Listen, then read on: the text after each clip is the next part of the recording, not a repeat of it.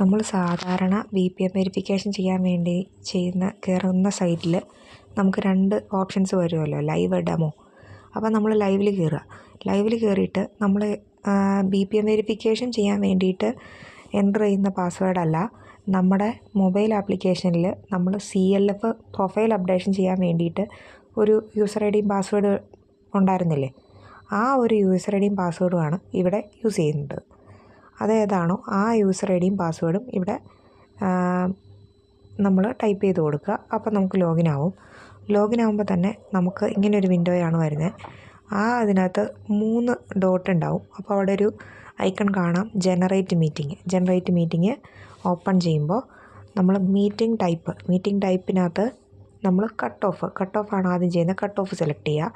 Meeting date നമ്മുടെ cut ഓഫിൻ്റെ meeting date എന്ന് പറയുന്നത് 2024 മാർച്ച് 31 അപ്പോൾ നമ്മൾ 2024 മാർച്ച് 31 സെലക്ട് ചെയ്യുക.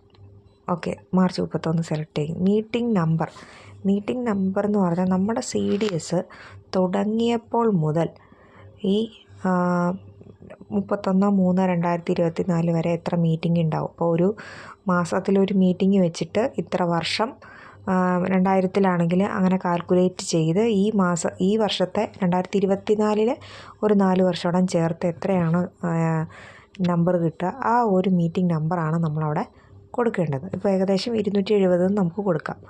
എന്നിട്ട് എന്താ ചെയ്യേണ്ടത്, ജനറേറ്റ് മീറ്റിംഗ്.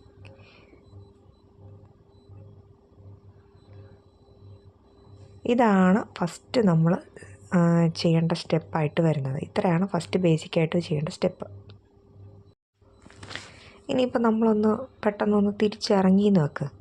തിരിച്ചിറങ്ങി നമുക്ക് പെട്ടെന്നൊരു സാഹചര്യത്തിൽ തിരിച്ചിറങ്ങേണ്ടി വന്നാൽ പിന്നെയും ലോഗിൻ ചെയ്യാൻ വേണ്ടി നോക്കുമ്പോൾ ഇതുപോലെ തന്നെ cut off, re opening, delete message, meeting എന്ന് പറഞ്ഞിട്ടൊരു ഐക്കൺ കാണും. അപ്പോൾ റീ ഓപ്പൺ ചെയ്യണമെങ്കിൽ നമ്മൾ ഒന്നും കൂടെ ബാക്കോട്ട് പോയിട്ട് 3 ഡോട്ട് ക്ലിക്ക് ചെയ്തിട്ട് വ്യൂ ലാസ്റ്റ് മീറ്റിംഗ് എടുത്താൽ നമ്മൾ കുറച്ച് മുന്നേ ഓപ്പൺ ചെയ്ത ആ മീറ്റിംഗ് കാണാം.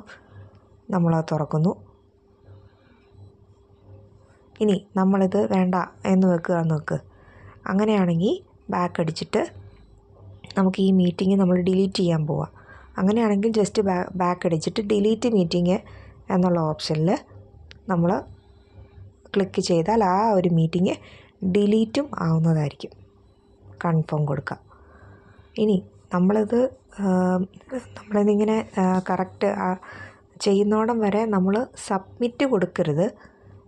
ബാക്കി എന്ത് വേണമെങ്കിലും ചെയ്യാം, നമ്മൾ സബ്മിറ്റ് കൊടുക്കരുത്. സബ്മിറ്റ് കൊടുത്തു കഴിഞ്ഞാൽ കട്ട് ഓഫ് സബ്മിറ്റഡ് ആവും, പിന്നെ തിരുത്തൽ വരുത്താനായിട്ട് പറ്റത്തില്ല. ഓക്കെ.